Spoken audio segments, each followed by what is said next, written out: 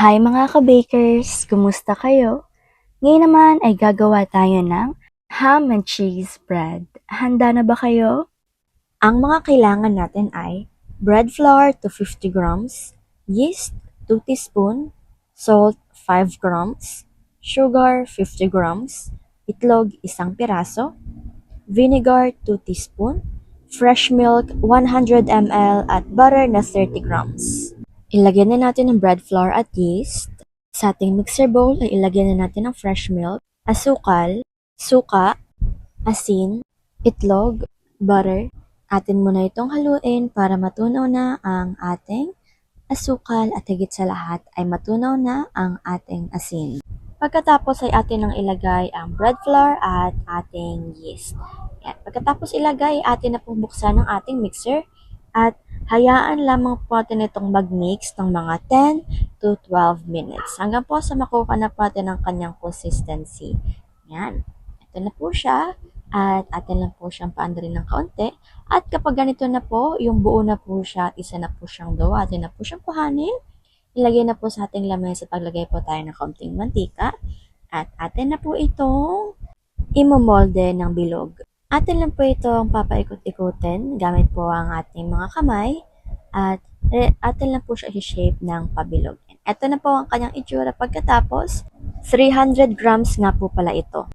Maghiwa po tayo ng ham na 60 grams at cheese na 20 grams.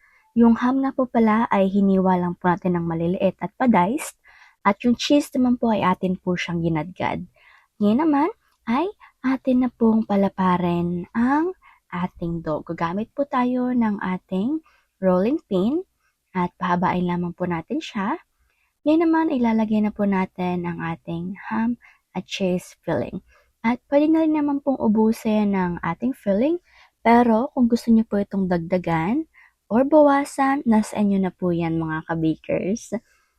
Eto na nga po mga ka-bakers, no? Pagkatapos po natin itong lagyan ng ating filling, yun naman ay atin na po itong irorolyo paloob.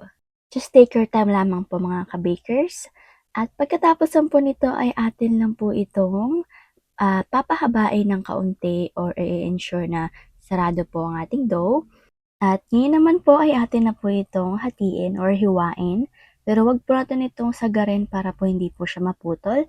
At yung gagawin po nating hiwa dito ay 8 lamang po. Or kung gusto niyo pong dagdagan or bawasan, ay okay lang din naman po. Yan naman ay atin na po siyang ipagdikit-dikit ng dahan-dahan. Yan, ang ganda niya na po niya. Anyways, atin na po itong ilagay sa ating molde na meron pong makapal na mantika. Ang size nga po pala ng molde natin ay 8 by 1 and 1/2. Ayan, ang ganda na po niya. Ready na po ito para atin po itong ipahinga ng mga 60 to 90 minutes. After 60 to 90 minutes ay atin na po siyang lagyan ng egg wash. Ayan, ayan dahan-dahanin lamang po natin. At pagkatapos naman po natin ito lagyan ng egg wash, ay maglalagay po tayo ng ating mayonnaise. Ready na po ito para sa ating oven. Ang oven temperature sa taas ay 160, sa baba ay 190 at ang baking time ay 20 minutes. After 20 minutes ay atin po muna itong hanguin at maglagay po ulit tayo ng mayonnaise dito. At tapos naman po, maglalagay din po tayo ng cheese dito. Yung cheese naman po, kayo na pong bahala kung gaano po kadami. At atin na po itong ilagay sa ating oven at i-bake po ng 4 minutes pa. Eto na nga po, luto na po ang ating ham and cheese bread na sobrang sarap naman talaga mga ka-bakers. Malinamnam, napaka-yummy. At higit sa lahat ay hindi po talaga kayo magsasawa. Nagko-complement po talaga ang lasa niya.